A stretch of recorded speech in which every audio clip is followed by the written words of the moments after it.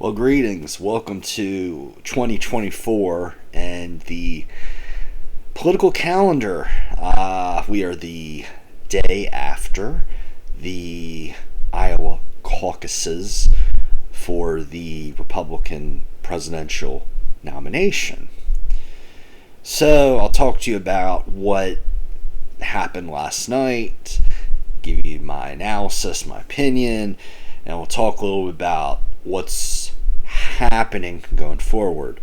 So, of course, last night was Monday night. I will tell you, I'm kind of mad at both the RNC and the NFL because the NFL, this is like the second year in a row that they want to do a Monday night playoff game. But then the Iowa Republican Party, they want to have their they used to have their caucuses usually on Tuesday night. It was more of the middle of the week, but last night was Monday night. It was against the Monday Night Football game and playoffs, so that was kind of weird. But it was interesting because this was a very quick Iowa caucus. This only took 30 minutes to. It's the registration closed at 8 o'clock Eastern time, and at 8:30, the race had been called. I was watching the results on CNN, but also looked as soon as CNN called it at 8:30. I looked at the Associated Press and Fox News, and they all also called it right around the same time. Of course, why was I watching CNN if I'm a conservative? Well, CNN, they do have that. If you subscribe to Max, then you get a free 24/7 feed of the CNN network. And of course, CNN, has always been really serious with their coverage of elections. So anyway, looking at these caucus results, of course, you find out that turnout is down by a lot. Now, some of that is because of the weather. Sub-zero temperatures. There's a couple feet of snow on the ground. But another thing too is it's Monday night, and generally, from my perspective, a lot of people Monday nights they want to go home. They come home from work and they just want to go to sleep. They do not want to do anything on Monday night. So again, earlier I said, the caucuses used to be a Tuesday night or a Wednesday or a midweek affair, but putting them on Monday night, and then of course the weather is bad. That was definitely a double whammy for turnout. And it just kind of goes to show you that maybe we should we should still have the caucuses, but maybe instead of Iowa going first in the middle of January, maybe we can move them to Florida and go Florida, Georgia, Alabama, go across country California, then go Nevada, across that, and just keep get all the Sun Belt and the mild winter states, do those first in January, February, March. And then by April, hopefully, you'll be able to do New Hampshire, Iowa, etc. And you could do those states later, and that way you won't have the weather issues. Because I'll admit that I would love to go out to Iowa, to the Iowa caucuses, but I would not want to drive in the snow. I would have to have a personal driver or an Uber driver for that. So, and again, another factor, the weather, Monday night. Another thing too is there's an attitude that this is not a race at all. This is just sort of a coronation for Donald Trump to get to the Republican nomination. So maybe there's an attitude that Trump's going to get the nomination anyway. Why should I go and drive? Especially if you're in a very rural county, it might take you 30 minutes to drive out in the cold night with all the snow on the ground. Well, if Trump's going to get it anyway, I'm not going to waste my time going out in the sub-zero temperatures and that sort of thing. So, but one thing you should know about the Iowa caucuses is that the last, of course, go back 2020, everybody wanted Trump renominated. But you go back 2016, 2012, 2008, and really the last time there was a open race for the presidential nomination in the Republican Party, the last time the person that won the Iowa caucuses was the same person who was the presidential nominee in the GOP, was the year 2000. So a little bit of history lesson. I mean, think about it. 2008, Mike Huckabee, John McCain became the nominee. 2012 was Rick Santorum, but Mitt Romney was the nominee. 2016, Ted Cruz, but Donald Trump was the nominee. So you look at the results and you can see Donald Trump. It was a very, very good night for him historically, because he had like a 30-point victory over the second place finisher Ron DeSantis. Before last night, the biggest margin of victory was Bob Dole in 1996 over Pat Buchanan. That was about like 12 or 13 points. So you look at that, and then you look at the fact that Donald Trump got 51% of the vote. Hey, 51's a majority. You might think that this race is over, and I would caution you that no, it's not over just yet. Of course, the biggest winner last night was Donald Trump, and he also, it's just very odd that he's throwing the whole presidential campaign playbook like over his shoulder, out the window kind of thing, because he did the fewest number of events in Iowa, has yet to show up for a debate, right? And just, you look at, Ted Cruz worked at the state hard like churning butter hard, and he won. Rick Santorum, Mike Huckabee worked very hard and won. But Donald Trump, well, he was the president before, and I guess people thought to get him to pass kind of thing. So, but he had a good night. But 51% is a majority, but it's not overwhelming.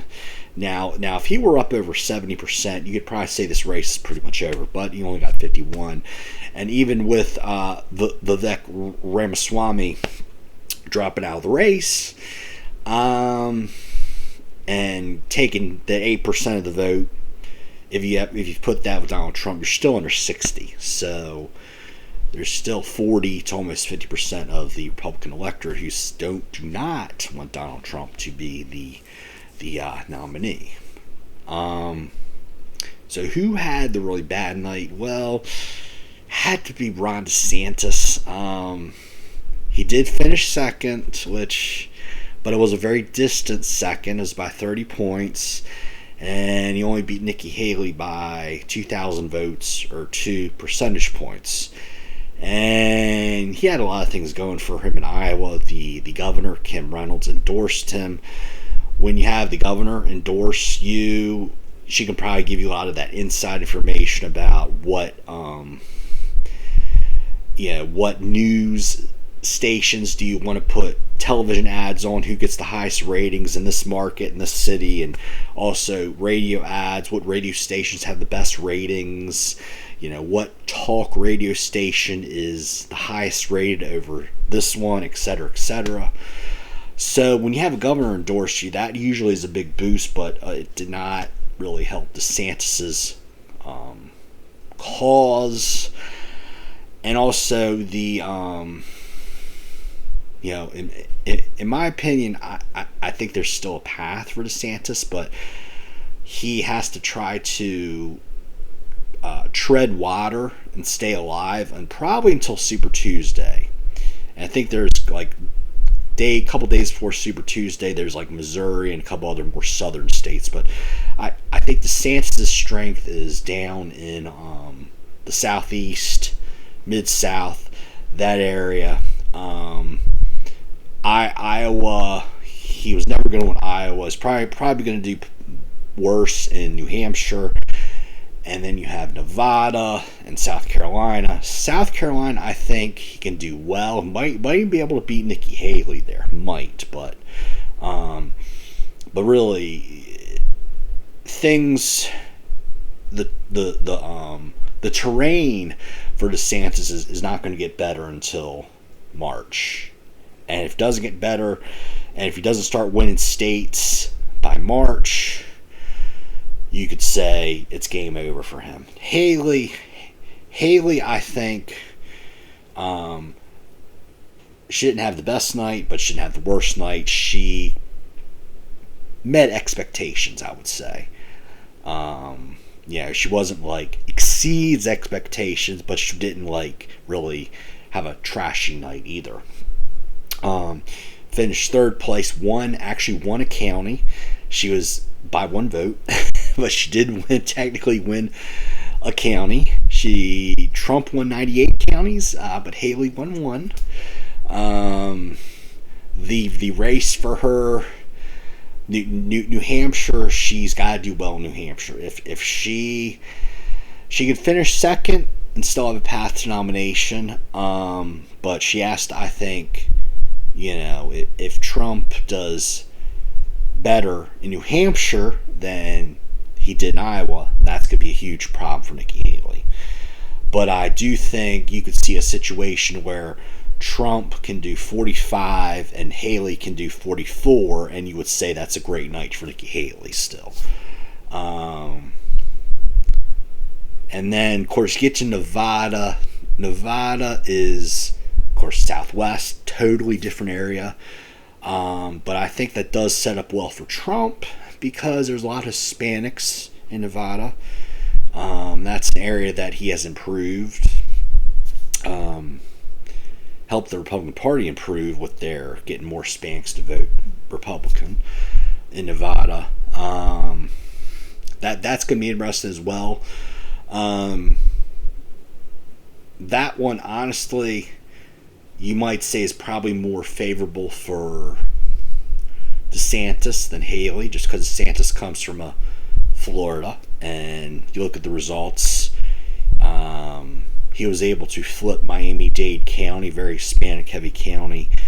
I think he won Palm Beach County, did better in Broward. So, but then again, Haley is of Indian descent, so she's a minority, technically minority candidate, so that might help her with. So, Nevada is going to be interesting. I think Nevada is the first week in February, I believe. So, a lot to process there. So if you look at the schedule, there's a couple debates coming up. There's and it's only going to be, it's again going to be a Haley, DeSantis, nobody else. There's going to be one on Thursday night on ABC at 9 p.m.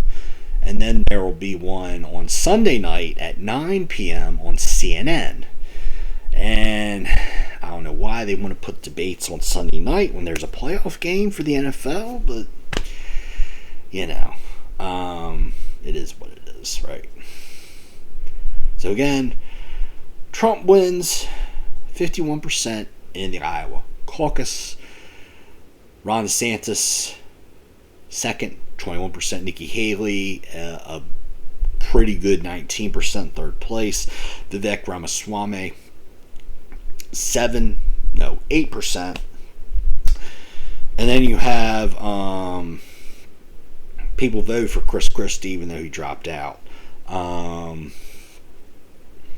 Asa Hutchinson is still technically running, and so is I forget the other guy's name. Pastor, I think.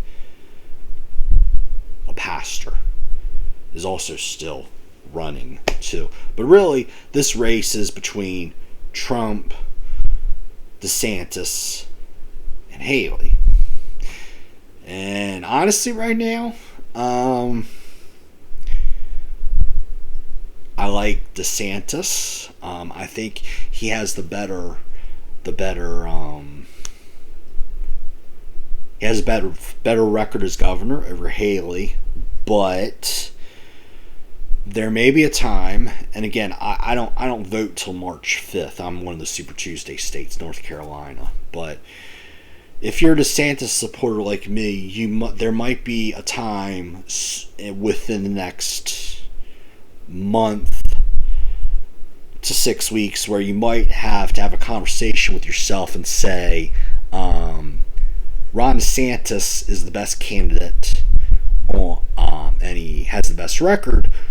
But in order to stop Trump, you might have to go and just vote for Nikki Haley, and vote for maybe Nikki Haley is the more electable person over Ron DeSantis. And then if you vote Haley, if Haley gets the nomination, then you can be cautiously optimistic, but campaign hard for Nikki Haley in the general, but also know that you're going to want to get Rand Paul warming up in the bullpen, because Nikki Haley, especially on foreign policy, is a neocon. She also, of course, took down the Confederate flag as governor of South Carolina. She wants to dumb down American history. That's not good. She favored and helped push through a gas tax. And the thing about gas tax is when you look at it, when a state raises the gas tax, it's like you have a bucket, right? A bucket of sand, okay?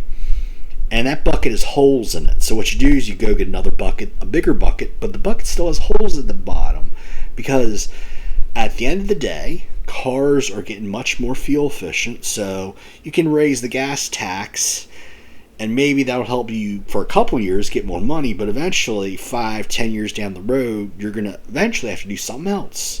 You can't just raise the gas tax. You got to look at other ways to get revenue to build new roads and maintain your existing roads as well. So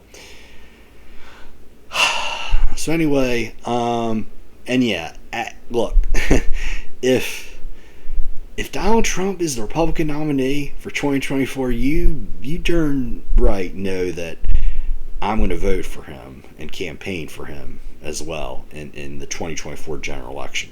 But right now it's a primary, and I'm picky Pete. I'm going to be picky, prickly, and just right now, if I vote for Ron DeSantis, but if he drops out before Super Tuesday, probably going to vote for Nikki Haley, or if Nikki Haley doesn't, if Nikki Haley keeps ticking me off with these statements about being a neocon and being a country club Republican, then I might just have to vote no preference in the primary. So it's crazy times, but it's fun times. So I'll try to do another video after New Hampshire, which is 1 week from tonight, Tuesday the 23rd, is New Hampshire. So anyway, I'll talk to you later. Bye-bye.